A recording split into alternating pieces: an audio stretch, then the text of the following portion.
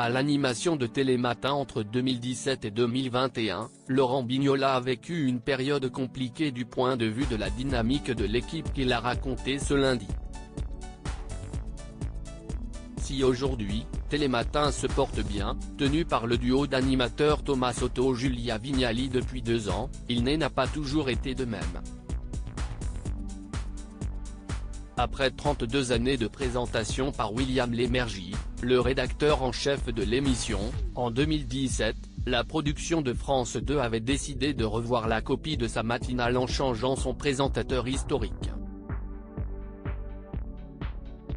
Si est Laurent Bignola, alors présentateur de la matinale de France Info, qui est choisi pour succéder à l'homme de 70 ans.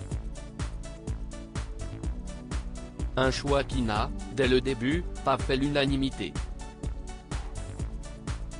Invité chez Jordan sur C8 ce 5 juin, Laurent Bignola, qui a quitté Télématin en 2021, est revenu sur les quelques années difficiles qu'il a passées à la présentation de la matinale la plus regardée de France.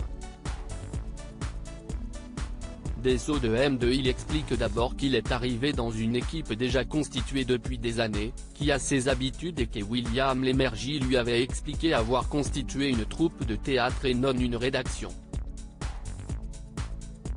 Concernant une pétition qui aurait circulé à ses débuts à Télématin, Laurent Bignola a également estimé qu'il fallait un punching ball aux signataires de l'équipe. Vous avez bien vécu tout ce qu'il s'est passé ?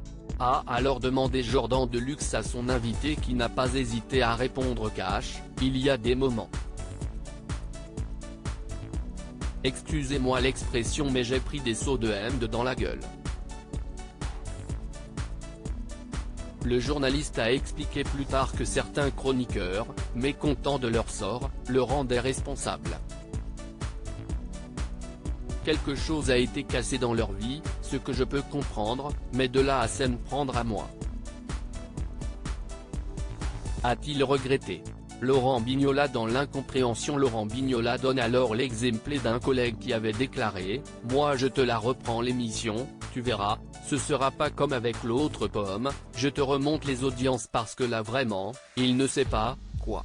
Le présentateur insiste sur le fait qu'il n'a pas compris la défiance qu'il a suscitée au sein de son équipe, cette espèce d'alliance qu'il y avait, les uns contre les autres. Ils avaient un monde à préserver qu'ils n'arrivaient pas à préserver, a-t-il analysé. Le journaliste a ensuite avoué qu'il n'avait rien voulu dire pour ne pas salir l'image de la maison France Télévisions au lieu de se défendre personnellement. De fait, il a donc nié catégoriquement les témoignages anonymes le rendant responsable de brimades sur des membres de l'équipe.